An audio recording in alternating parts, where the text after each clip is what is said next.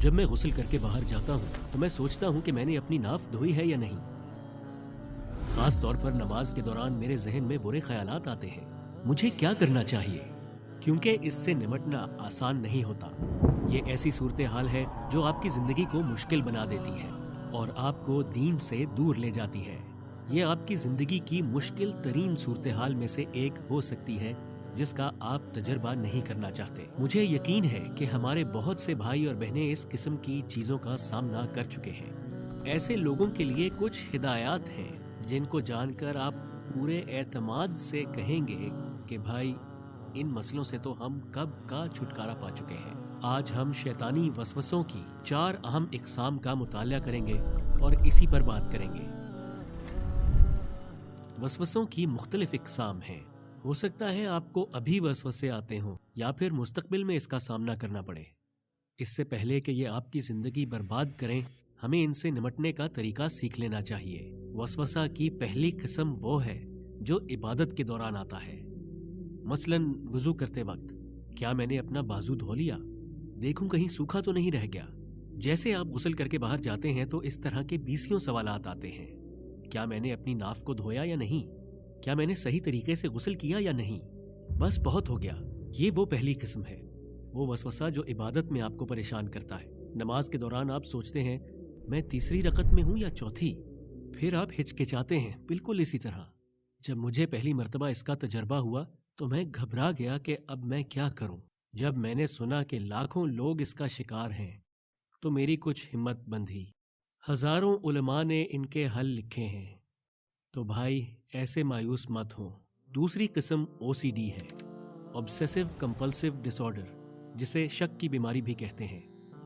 इसके कुछ basic levels जिन्हें हम OCD समझते ही नहीं, जैसा कि मैंने इस्त्री बंद की या नहीं, मैंने दरवाज़ा बंद किया या नहीं, और जाहिर है कि सब बढ़ता चला जाता है। हम इस पर बात करेंगे।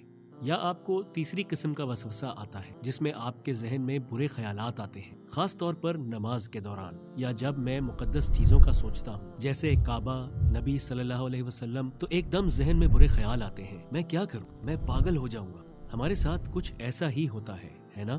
और फिर वसवसे की चौथी किस्म है ईमान और अल्लाह ताला के बारे में सैकड़ों सवालात सूझते हैं जो शक डालते हैं। आप शैतान के साथ मुस्तकिल मुकाबले पर हैं। लेकिन भाइयों, अल्हम्दुलिल्लाह हमने इस पर अच्छी खासी रिसर्च की है। इसमें काफ़ी वक्त लगा। हमने इस मौजू पे इस्लामी हक़ाइक़ की रिसर्च की, हमने स्कॉलर्स और नफ्सियाती माहिरीन से मशवरा किया और मैं इसी हासिल करदा मालूमात का खुलासा बयान करूँगा। मुझे इस पर यकीन है, मुझे खुद पर भरोसा नहीं, लेकिन कुरान की सच्चाई पर है।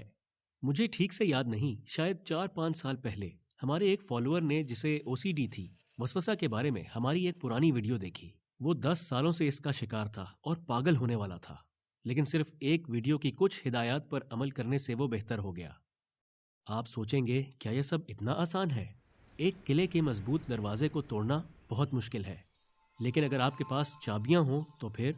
मैं इस्लामिक स्कॉलर्स और साइकाट्रिस्ट की अमूमी राय को सामने लाता हूं, जो इनकी कई बरसों की रिसर्च का रिजल्ट है। हम इस मसले को हल क्यों नहीं कर पाते? एक दिन कोई आया, उसे नमाज में वसवसे आते थे, उसे नमाज पढ़ते वक्त बुरे ख्याल आते थे। मैं क्या करने वाला हूँ, क्या मेरी नमाज कबूल हुई? वो इस सब को रोक नहीं पाता था। कुछ अरसे बाद हमने उससे पूछा कि भाई क्या हाल है, आपका वसवसे वाला मसला हल हो गया? उसने कहा, भाई मुझे एक हल मिला, वो ये कि मैंने नमाज छोड़ दी, तो अब कोई वसवसा नहीं आता। जाहिर है ये मुनासिब हल नहीं है, क्योंकि वसवसे से शैतान का मकसद यही था कि आप नमाज छोड़ दें।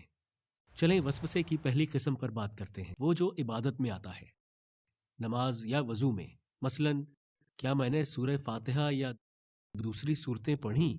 ये शैतान की मशहूर चालें हैं, इस पर गौर करें। ये हर किसी का मसला है। क्या मैं तीसरी रकत में हूँ या चौथी? हर एक के साथ होता है ना? क्या ये इस बात का सबूत नहीं कि हमारे खिलाफ चालें चलने वाला एक ही दुश्मन शैतान है? होश में आओ दोस्तों, होश में आओ। ये शैतान की वजह से है जो मुसलसल हमारे साथ गड़बड़ कर रहा है। तो हल क्या है?